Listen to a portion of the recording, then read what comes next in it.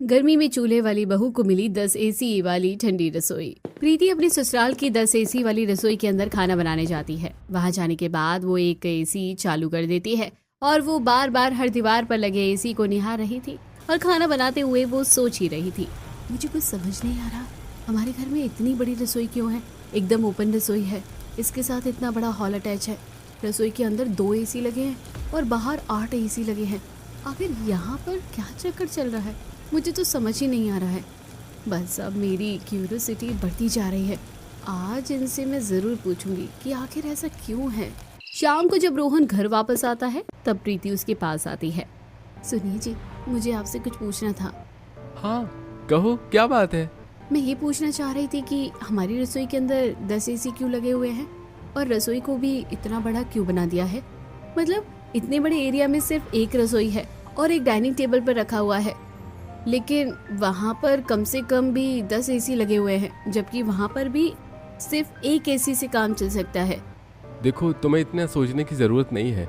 किसी भी चीज़ का कोई पर्टिकुलर रीज़न नहीं है, बस ऐसे ही हमने लगा दिया था। और आगे से इस बारे में तुम प्लीज़ किसी से कोई बात मत करना। अरे लेकिन ऐसा क्यों? आपने तो मुझे ठीक से कोई जवाब तक नहीं दिया। देखो प्रीति, प्लीज़ इस बारे में आगे से कोई बात नहीं होनी चाहिए। जो भी है, जैसा भी है, उसे वैसा ही रहने देते हैं ना। बस इतना समझ लो कि वो तुम्हारी 10 एसी वाली एक ठंडी रसोई है। इतना कहकर रोहन वहाँ से चला जाता है। बस अब ये बात दोबारा ना उठे, वरना ठीक नहीं होगा। आखिर ऐसी क्या वजह थी कि प्रीति के ससुराल की रसोई में 10 एसी लगे हुए थे? और जब उसने ये बात अपने पति से पूछने की कोशिश की तो आखिर उसने इस बात को बताने से और आगे इस बात का जिक्र करने से ही मना क्यों कर दिया? वहाँ किचन में क्लाउड किचन के आगे क्या बोर्ड लगा हुआ था? इन सब सवालों को जवाब जानने के लिए चली चलते हैं कुछ समय पीछे। प्रीति भरी गर्मी में चूल्हे पर खाना बना रही थी। वो उसमें आग जलाने की कोशिश कर रही थी, लेकिन कुछ नहीं हो रहा था। मैं तो सच में इस चूल्हे पर खाना बना बना कर बहुत परेशान हो गई हूँ। ना तो कभी ठीक से जलने का नाम लेती है, ना ही ठीक से कभी खाना बनता है, ऊपर से इतनी गर्मी लगती है। अब तो सच में चूल्हे पर खाना बनाकर बहुत परेशान हो चुकी हूँ। बस मुझे इस चूल्हे से राहत चाहिए, लेकिन मेरी फूटी किस्मत में ऐसा कहाँ। प्रीति ये सब सोच ही रही थी और फिर से फूकने से चूल्हे के अंदर रखी लकड़ी और कागज को फूंक मारती है और उसके बाद आग बढ़ती है और फिर कहीं जाकर आग जलना शुरू होती है। और जिसके बाद वो उस पर गर्मा गर्म रोटी सेक रही थी कि पीछे चारपाई पर बैठी उसकी माँ परेशान होकर कहती है, मुझे माफ कर देना बेटा, मेरी वजह से तुम्हें इतनी परेशानी हो रही है। अगर मेरी आंखें ठीक होती तो तुम्हें ये सब नहीं करना पड़ता। मैं तो सिर्फ एक बोझ बनकर रह गई हूँ और मेरी वजह से तुम्हारे ऊपर सारी जिम्मेदारी आ गई।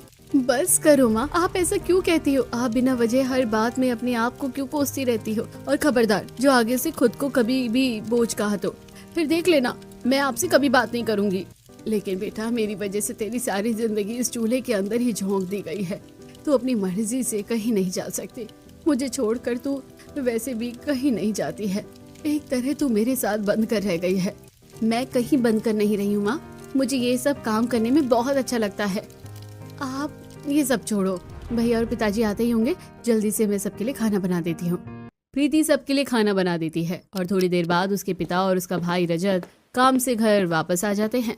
वहाँ से वापस आने के बाद वो दोनों सबसे पहले अपने हाथ मुंह पैर धो लेते हैं और उसके बाद सब खाना खाने बैठ जाते हैं। वहीं दूसरी तरफ देखो तो ये पहाड़ी इलाका कितना अच्छा लग रहा है। हम लोग इतने गर्म इलाके में रहते हैं कि अपनी पुरानी चीजों को ही भूलने लगे थे। अच्छा है कि मैंने कुछ दिन के लिए ऑफिस की छुट्टी ले ली, अब हम एंजॉय करेंगे। हाँ मम्मी, हम बचपन में जब पहाड़ी इलाके पर रहते थे तो वहाँ बर्फ में हमेशा खेलते थे और स्नोमैन बनाते थे। हाँ बेटा, मेरे पास तो तुम्हारी बहुत सारी वीडियो भी रखी हुई है। कुछ दिन यहाँ आकर बिताने में कितना अच्छा लग रहा है। बड़ा रिलैक्सिंग है, चलो बर्फ के साथ खेलते हैं। रोहन, यश और रिया तीनों ही एक दूसरे के ऊपर बर्फ डालकर एक दूसरे के साथ बहुत ज्यादा मस्ती कर रहे थे। सभी एंजॉय करने के बाद वहाँ से रेस्टोरेंट में खाना खाने चले जाते हैं। इस तरह वो अपने हॉलीडेज वहाँ पर मनाने के बाद घर वापस आते हैं। देखा, यहाँ वापस आते ही कितनी ज्यादा गर्मी लगने लगती है। मैं तो जल्दी से दोनों एसी चला देती हूँ। हाँ चला दो, वैसे भी यहाँ पर 10-10 एसी तो लगे ही हुए हैं। सब थोड़ी देर आराम करने के लिए हॉल में बैठ जाते हैं। वहीं दूसरी तरफ प्रीति जब थोड़ी देर के लिए बाहर काम से गई थी तो सुनीता उठकर घर का काम करने की कोशिश कर रही थी। सुनीता की दोनों आंखें खराब थी और उसे कुछ भी दिखाई नहीं देता था। अरे झाड़ू कहाँ रखी है? मुझे तो कहीं पर नहीं मिल रही। इस लड़की ने मुझे अपना इतना आदी बना दिया है कि इसके बिना तो मुझे कुछ भी करना समझ ही नहीं आता है कि कैसे करना है। अरे क्या जिन्हें दिखता नहीं वो काम नहीं करते हैं क्या? लेकिन इस लड़की को तो बिल्कुल भी रास नहीं आता कि मैं 2 मिनट भी कुछ काम कर लूं तो। इस तरह सुनीता परेशान होकर झाड़ू ढूंढ रही थी ताकि वो घर में ही झाड़ू लगा सके और प्रीति की थोड़ी मदद हो सके। सुनीता को बिल्कुल भी अच्छा नहीं लगता था पूरे दिन इस तरह बस खाली बैठे रहना। वो ये नहीं देख सकती थी, लेकिन इस चीज का उसे बहुत ज्यादा दुख होता था। जब वो झाड़ू ढूंढ रही थी तभी उसका पैर एक चीज से टकरा जाता है और वो गिरने ही वाली होती है कि तभी प्रीति उसके पीछे से आकर उसे बचा लेती है। माँ, तुम ठीक तो हो ना? हाँ बेटा, ठीक हो। तुमने मुझे गिरने से जो बचा लिया। बस अब प्रीति इस बात पर बहुत ज्यादा भड़क जाती है और उसे बहुत गुस्सा आ रहा था। तब वो गुस्से में सुनीता से कहती है, तो आपके पीछे से इस तरह अकेले काम करने की क्या जरूरत थी? मैंने आपको कितनी बार बोला है कि आप कुछ भी करने की कोशिश मत किया कीजिए, और खासकर जब आप पीछे अकेली हो तब तो बिल्कुल भी नहीं। अच्छा बेटा बस कर तू हमेशा बस 10 बातें सुनाती रहती है, लेकिन मुझे बिल्कुल अच्छा नहीं लगता। तुझे इस तरह घर की जिम्मेदारियां खुद संभालनी पड़ती है। बचपन से ही तू इन सब कामों में लग गई थी। मेरा दिल बहुत दुखता है। कितनी बार कहा है कि आपको इन सब चीजों के बारे में सोचने की जरूरत नहीं है। आखिर एक परिवार होता ही किस लिए है? एक दूसरे का सुख दुख बांटने के लिए ना। मुझे काम से कोई परेशानी नहीं है। अब आप आराम से बैठ जाइए, मैं खुद काम कर लूंगी। अब प्रीति पहले घर की साफ सफाई करती है। उसने पहले झाड़ू पोछा लगाया और उसके बाद वो फिर से चूल्हा जलाकर खाना बना रही थी। चूल्हे पर खाना बनाने की वजह से बहुत ज्यादा गर्मी बढ़ गई थी। नीलिमा के यहाँ तो एकदम ठंडी रसोई है, उसकी रसोई में बिल्कुल भी गर्मी नहीं लगती, और यहाँ देखो हमारी तो गर्म रसोई है। इस तरह सोचते हुए प्रीति चूल्हे पर खाना बना रही थी। यूं ही दिन गुजर रहे थे। फिर एक दिन शांति के पास पंडित जी आते हैं। तब शांति भी ऑफिस ड्रेस में ऑफिस से घर वापस आई थी और फिर पंडित जी शांति को कुछ लड़कियों की फोटो दिखाते हैं। तो बताइए आपको कौन सी लड़की अच्छी लग रही है? शांति के सामने प्रीति का फोटो आता है और उसे प्रीति बहुत अच्छी लगती है। शांति प्रीति को पसंद करती है और फिर कहती है, मुझे इस लड़की की फोटो बहुत अच्छी लग रही है, आप मुझे इसके बारे में बताइए। अरे ये लड़की बहुत ही अच्छी है, काफी अच्छे घर से आती है और एकदम संस्कारी लड़की है। लेकिन लड़की न तो ज्यादा पढ़ी लिखी है और ना ही अमीर घराने से है। इनके पास देने के लिए कुछ भी नहीं है। ये शादी में ज्यादा खर्च नहीं कर सकते। कोई बात नहीं, हमें इन सब चीजों की कोई परेशानी नहीं है। हमें तो बस लड़की चाहिए, उसके अलावा और कुछ भी नहीं।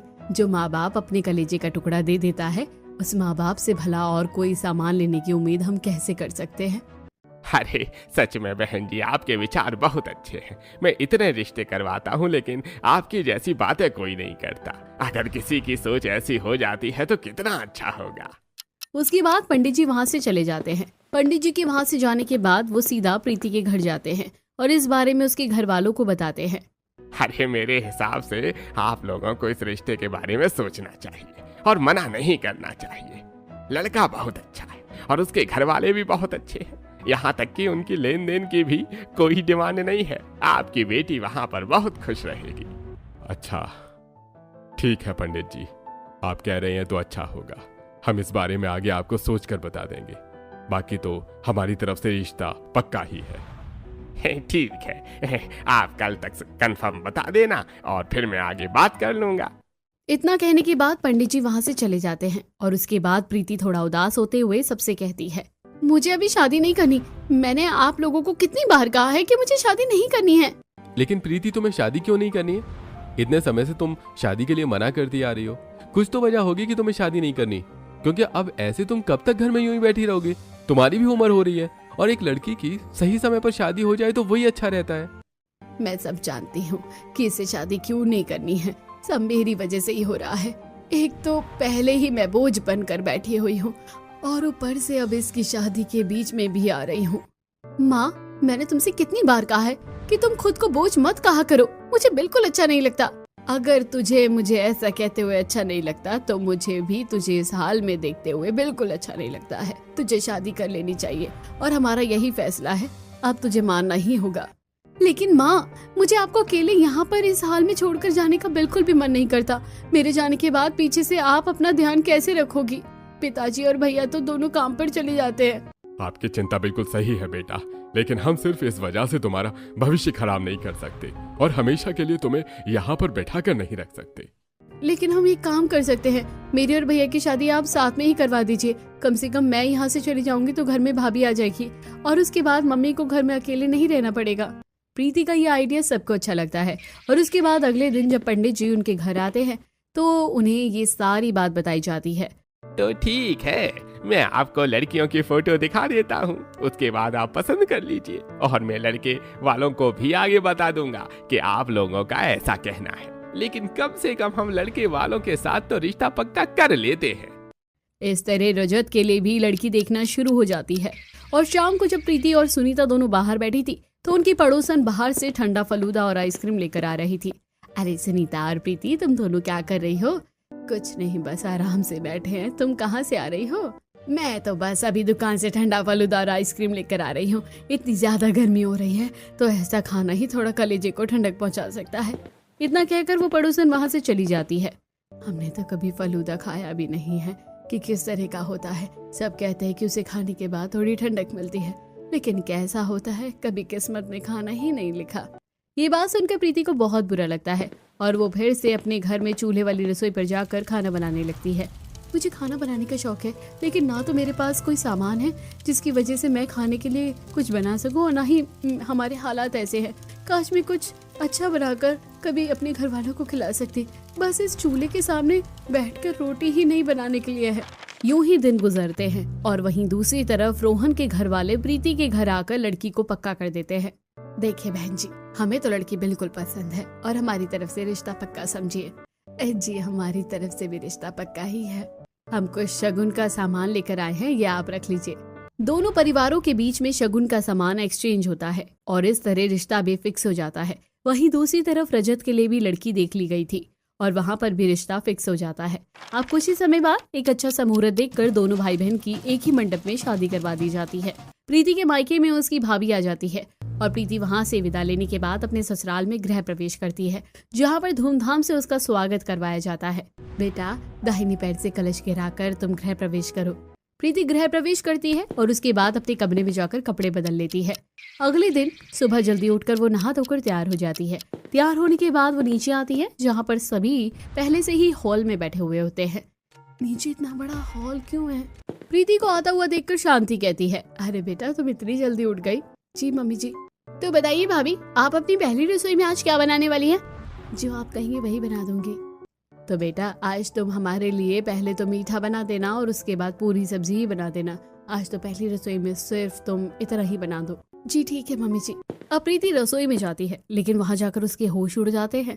वो देखते हैं कि रसोई के अंदर भी 2 एसी है और उनमें से एक एसी चल रहा था।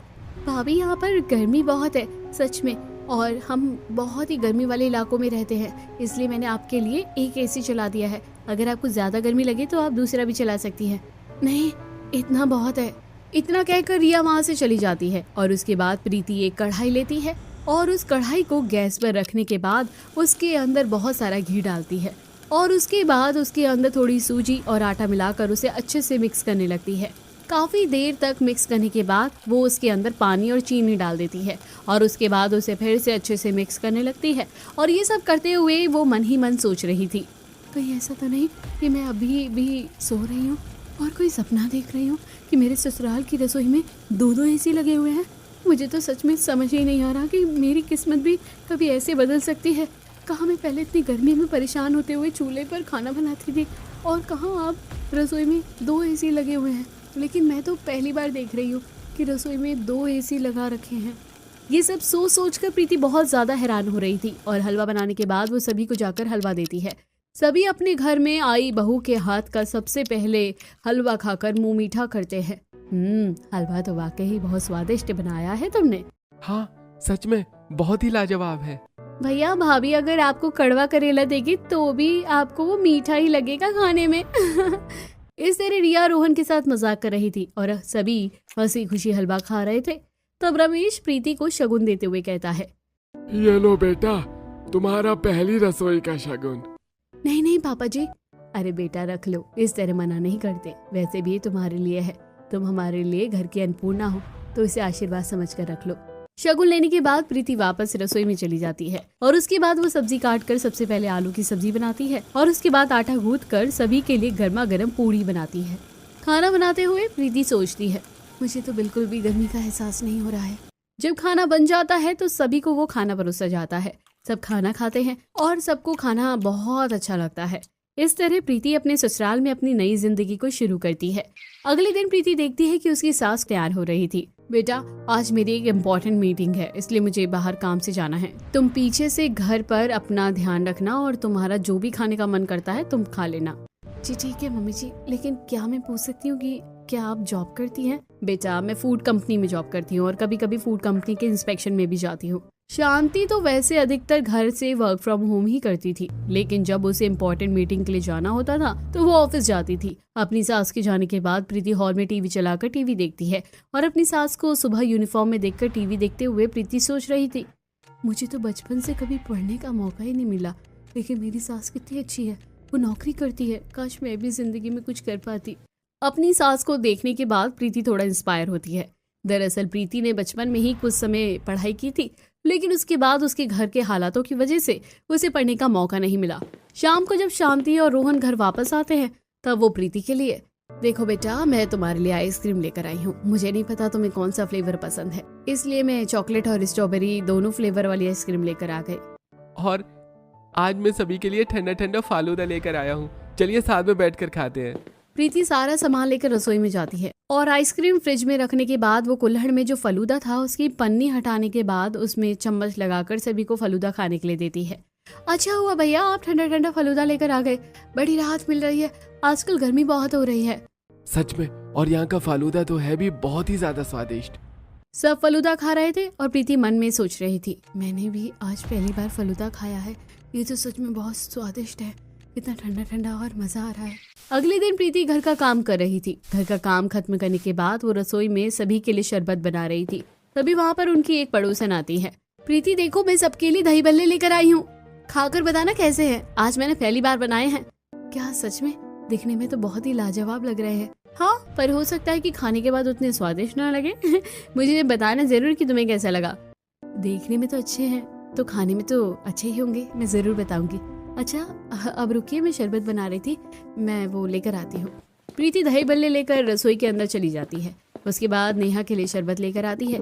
नेहा शरबत पीती है और उसे बहुत अच्छा लगता है। शरबत तो वाकई बहुत ही स्वादिष्ट था, इतना ठंडा शरबत पीकर मजा आ गया। सच कहूँ तो आजकल रसोई ठंडी ठंडी करने में ही अच्छा लगता है, मन करता है कि सब कुछ सिर्फ ठंडा ही बनाऊं। अब ना तो कुछ गर्म बनाने में अच्छा लगता है और ना गर्म खाने में अच्छा लगता है। हाँ, मैं भी सोच रही हूँ कि बहुत कुछ बनाऊं, लेकिन मुझे काफी कुछ बनाना नहीं आता। हाँ तो कोई बात नहीं, मुझे भी कहाँ कुछ इतना बनाना आता है। आजकल तो ऑनलाइन कुछ भी रेसिपी मिल जाती है और तुम उसे देखकर बना सकती हो। और तुम्हारे घर में तो फिर भी 10-10 एसी वाली रसोई है, ऐसे में तुम्हें काम करने में कितना अच्छा लगता होगा ना। हाँ वो तो है। इतना कहकर वो पड़ोसन वहाँ से चली जाती है। यहाँ तक तो सब ठीक था, लेकिन प्रीति के मन में एक सवाल खटक रहा था। शाम को रसोई में जाने के बाद वो एक एसी चालू कर देती है, तो वो बार बार दीवार पर लगे एसी को निहार रही थी और खाना बनाते हुए वो सोच रही थी, मुझे कुछ समझ नहीं आ रहा, हमारे घर में इतनी बड़ी रसोई क्यों है, एकदम ओपन रसोई, इसके साथ इतना बड़ा हॉल अटैच है, रसोई के अंदर 2 एसी लगे हैं और बाहर 8 एसी लगे हैं। आखिर यहाँ पर चक्कर क्या चल रहा है, मुझे तो समझ नहीं आ रहा। बस अब मेरी क्यूरियोसिटी बढ़ती जा रही है, आज इनसे मैं ज़रूर पूछूंगी कि आखिर ऐसा क्यों है। शाम को जब रोहन घर पर वापस आता है तब प्रीति उसके पास आती है। सुनिए जी, मुझे आपसे कुछ पूछना है। हाँ कहो, क्या बात है? मैं ये पूछना चाह रही थी कि हमारी रसोई के अंदर 10 एसी क्यों लगे हुए हैं और रसोई को भी इतना बड़ा क्यों बना दिया गया है। मतलब इतने बड़े एरिया में सिर्फ एक रसोई है और एक डाइनिंग टेबल रखा हुआ है, लेकिन वहाँ पर तो कम से कम 10 एसी लगे हुए हैं, जबकि वहाँ पर भी एक एसी में काम चल सकता था।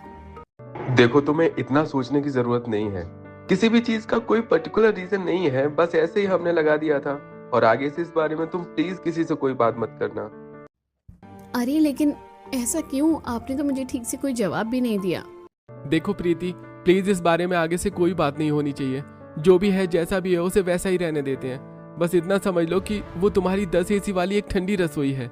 लेकिन प्रीति को बिल्कुल भी संतुष्टि नहीं हुई। अब तो मुझे पक्का यकीन है कि कुछ न कुछ बात तो जरूर है इन सब चीजों के पीछे, क्योंकि इस तरह 10 एसी वाली रसोई बिना किसी कारण के तो नहीं हो सकती। प्रीति को ये बात जाननी थी, लेकिन वो अब किसी से पूछ नहीं सकती थी। यूं ही दिन गुजर रहे थे। प्रीति को भी कुकिंग का काफी शौक था, इसलिए अब प्रीति भी ऑनलाइन रेसिपी देखने के बाद कुछ कुछ बनाने की कोशिश करती है। आज प्रीति सभी के लिए ठंडी सेवइयां और साथ में फ्रूट कस्टर्ड बनाती है। वो गैस पर एक पतीले में दूध उबालने के लिए रख देती है। उसमें सेवई और चीनी डालने के बाद उसे अच्छे से पका लेती है और फिर जब वो बनकर तैयार हो जाता है तो उसे ठंडा करके फ्रिज में रख देती है। चलो एक काम तो हो गया। अब प्रीति फ्रूट कस्टर्ड बनाती है। फिर से एक पतीले में दूध उबालने के बाद उसके अंदर कस्टर्ड पाउडर डालकर उसे अच्छे से गाढ़ा कर लेती है और उसके बाद उसके अंदर फ्रूट डालकर उसे फ्रिज में रख देती है। शाम को जब सभी ऑफिस और कॉलेज से घर वापस आते हैं और गर्मी से परेशान होते हैं, बाहर तो एकदम 50 डिग्री टेम्परेचर हो रहा है। बाप रे, इतनी गर्मी में तो हम उबल जाते हैं। पता नहीं आगे आगे और गर्मी बढ़ेगी तो क्या ही होगा। आज तो मैं भी इंस्पेक्शन के लिए गई थी। मैं भी परेशान हो गई हूँ, बड़ी गर्मी लग रही है। सभी गर्मी से परेशान हो रहे थे। प्रीति सबसे पहले सबको ठंडा पानी पीने के लिए देती है और उसके बाद सभी को खाने के लिए ठंडी सेवई और ठंडा फ्रूट कस्टर्ड देती है। जब सब खाते हैं तो सबको बहुत अच्छा लगता है। तुमने तो बहुत अच्छा बनाया है, ठंडा ठंडा खाकर तो मजा ही आ गया। हाँ भाभी, सच में खाकर तो मजा ही आ गया। एक तो इतना ठंडा है और ऊपर से इतना स्वादिष्ट भी है। इस तरह उन्हें प्रीति के हाथ का बना हुआ खाना बहुत अच्छा लगता है। अब से प्रीति ऑनलाइन रेसिपीज देखकर अलग अलग चीजें बनाना ट्राई कर रही थी और अगले दिन प्रीति नेहा के साथ बाजार जाती है। तुमने जो कल मुझे फ्रूट कस्टर्ड दिया था सच में बहुत अच्छा बना था। अच्छा हुआ कि तुमने मुझे थोड़ा सा हिंट दिया कि ऑनलाइन देखकर मैं कुछ भी बना सकती हूँ। तो अब तो मैं अलग अलग रेसिपी ट्राई कर लेती हूँ। मुझे खाना बनाने में बहुत अच्छा लगता है और मजा भी आता है। अच्छी बात है, बल्कि अपने पैशन को फॉलो करना चाहिए। लेकिन एक और चीज है जो मुझे बहुत अच्छी लगती है। मेरी सास हमेशा जब भी कोट पैंट पहनकर तैयार होकर जॉब पर जाती है तो उन्हें देखकर मुझे बड़ा अच्छा लगता है। मतलब मेरी सास तो मेरा रोल मॉडल बन गई है। मैं भी उनकी तरह बनना चाहती हूँ और लाइफ में कुछ अचीव करना चाहती हूँ। लेकिन क्या करूँ, मैं तो पढ़ी लिखी भी नहीं हूँ और कुछ कर भी नहीं सकती। क्यों नहीं कर सकती? तुम तो बहुत कुछ कर सकती हो। अरे जिंदगी में कुछ करने के लिए पढ़ा लिखा होना जरूरी थोड़ी ना होता है। तुम तो इतना अच्छा खाना बनाती हो तो ऑनलाइन दूसरों को क्लासेस देकर उन्हें खाना बनाना सिखा सकती हो और पैसे भी कमा सकती हो। उसमें पढ़ा लिखा होने की जरूरत थोड़ी है। हाँ, तुमने सही कहा, तुम तो बहुत अच्छी हो। उसके बाद दोनों बाजार से सब्जी और सारा जरूरी सामान खरीदने के बाद घर वापस आ जाती है और इस बारे में प्रीति शांति से बात करती है। ये तो बहुत अच्छी बात है। अगर तुम सच में कुछ करना चाहती हो तो ठीक है, तुम अपना चैनल बना सकती हो और उस पर तुम सभी को खाना बनाना सिखा सकती हो। Thank you so much mummy. एक दिन प्रीति वनीला आइसक्रीम बना रही थी और उसकी वीडियो रिकॉर्ड करके वो अपने चैनल पर अपलोड करने वाली थी। 1 cup cream, 1.5 cup custard milk में थोड़ा वनीला एसेंस डालकर अच्छे से फेंट कर 6-7 घंटे फ्रीजर में रख दिया। साथ में प्रीति ने ड्राई फ्रूट्स और चॉकलेट की मदद से एक मिठाई भी बनाई थी। इस तरह वो आइसक्रीम और मिठाई बनाती है। वो जब सब खाते हैं, ये तो सच में बहुत ही ज्यादा स्वादिष्ट है। भाभी आपकी कुकिंग स्किल्स तो बहुत ही ज्यादा लाजवाब होते जा रहे हैं। अब तो हमें हर रोज ही इस तरह की ठंडी ठंडी चीजें बनाकर खिलाती रही है। मुझे तो बहुत अच्छा लगता है आपके हाथ का हर रोज कुछ अलग अलग ठंडा खाना खाकर। सब प्रीति की बहुत तारीफ करते हैं। अगले दिन प्रीति ठंडा फलूदा बनाकर रोहन के साथ फलूदा आइसक्रीम और चॉकलेट मिठाई लेकर अपने मायके जाती है। वहाँ पर वो ठंडा फलूदा सबको खिलाती है। मैंने तो पहली बार खाया है, इसका स्वाद ऐसा होता है। मुझे बहुत अच्छा लगा बेटा, तुमने बहुत स्वादिष्ट बनाया है। इसलिए तो मम्मी मैं आपके लिए लेकर आई हूँ। मुझे खुशी है बेटा कि तुम अपनी पसंद की चीजें कर रही हो और तुम वहाँ पर खुश हो। थोड़ी देर बाद वहाँ समय बिताने के बाद, ठीक है मम्मी, अभी हम चलते हैं, हम बाद में आपसे मिलने जरूर आएंगे। उसके बाद प्रीति और रोहन वापस आ जाते हैं। वापस आने के बाद प्रीति वही अपना रूटीन फॉलो कर रही थी, लेकिन अभी भी उसके मन में एक ही सवाल चल रहा था। हमारी रसोई में इतने ऐसे क्यों हैं और आखिर इतनी बड़ी रसोई भी क्यों है? आज प्रीति को कुछ ज्यादा ही उत्सुकता हो रही थी, इसलिए वो अपनी उत्सुकता को रोक नहीं पाती है और आखिरकार शांति से जाकर पूछ लेती है, मम्मी जी हमारी रसोई में इतने एसी क्यों हैं और आखिर इतनी बड़ी रसोई भी क्यों है? आखिर हमारी इस ठंडी रसोई का राज क्या है? ये बात सुनते ही शांति को अजीब सा हो जाता है और अचानक से उसे बहुत ज्यादा गुस्सा आ जाता है और वो प्रीति को बहुत बुरी तरह से डांट देती है। तुम्हें अपने काम से काम रखना चाहिए। इस तरह तुम्हें कुछ भी पूछने का हक नहीं बनता। अगर घर में कुछ भी है तो तुम्हें इस बात को जानने से क्या फर्क पड़ता है कि आखिर वो क्यों है और कैसे है? जाकर अपना काम करो। आज तक शांति ने प्रीति को कभी कुछ नहीं कहा था और आज अचानक से उसने प्रीति को इतनी खरी खोटी सुना दी। इसके बाद प्रीति की आंखों में आंसू आ जाते हैं और वो वहां से चली जाती है। शांति को भी बुरा लगता है और वो बाहर अपनी पड़ोसन सहेली शीला के पास जाती है। अरे तो तुझे बहू को इतनी बुरी तरह डांटने की क्या ही जरूरत थी? तू आराम से भी तो उसे समझा सकती थी। और मैं तो कहूंगी कि अब पिछली बातों को भूल जा। पूरे 15 साल बीत गए हैं, कब तक इस दुख को लेकर बैठी रहोगी? सही कह रही हो, मुझे इन सब चीजों को भूलकर अब नई यादों को बनाना चाहिए। शाम को शांति घर वापस आती है, लेकिन शांति और प्रीति दोनों ही एक दूसरे से कुछ नहीं कहते। प्रीति अब चुपचाप सबको खाना देती है और काम करके अपने कमरे में सोने चली जाती है। लेकिन अगले दिन शांति प्रीति को अपने पास बुलाती है।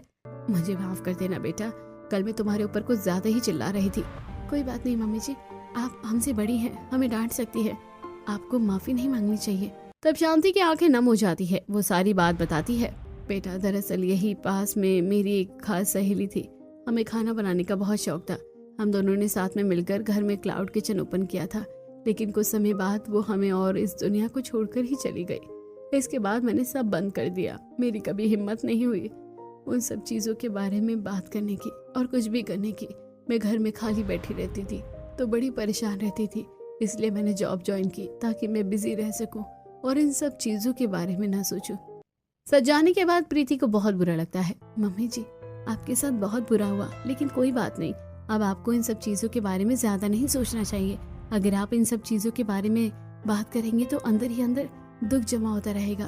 तुम सही कह रही हो बेटा, आज तुमसे इस बारे में बात करके थोड़ा हल्का मन हो रहा है। इस तरह प्रीति को अपनी 10 एसी वाली ठंडी रसोई का राज पता चल गया था और साथ में शांति को भी थोड़ा सुकून मिल रहा था। प्रीति अपनी ठंडी रसोई में ठंडा ठंडा खाना बनाकर सभी को रेसिपीज बताती है। शांति ने देखा था प्रीति कुछ करना चाहती है और उसके अंदर लग्न है और वो अपना काम बहुत अच्छे से कर रही है, इसलिए वो एक अहम फैसला लेती है।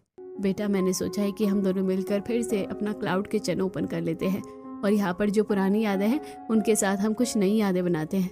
क्या सच में मम्मी जी, हम ऐसा कर सकते हैं? हाँ, मैंने देखा है कि तुम्हें खाना बनाना कितना अच्छा लगता है और अब तुम बहुत परफेक्ट भी हो गई हो, तो हम शुरू करते हैं। बाकी कुछ भी होगा तो मैं तुम्हें सिखा दूंगी। इस तरह दोनों सास बहू फिर से अपनी एक अलग रसोई का निर्माण करते हैं। वहाँ पर जो भी मरम्मत की जरूरत थी मरम्मत कराई जाती है और एसी पुराने हो गए थे तो उनकी जगह नए एसी बदलवाए जाते हैं। वो एक बड़ी सी 10 एसी वाली ठंडी रसोई थी, जिसके बाद वहाँ पर एक नया बोर्ड लगाया जाता है क्लाउड किचन के नाम से। अब तो तुम्हारा क्लाउड किचन भी खुल गया, अब तुम्हारी रसोई देखना बहुत मशहूर हो जाएगी। यहाँ पर तुम खाना बनाओगी और ऑनलाइन उसी खाने को तुम बेच सकती हो। इस तरह तुम्हारा बनाया हुआ खाना वेस्ट नहीं जाएगा और तुम उसकी रेसिपी ऑनलाइन शेयर कर पाओगी, तो तुम्हारे 2 फायदे हो जाएंगे। हाँ बिल्कुल सही कहा तुमने।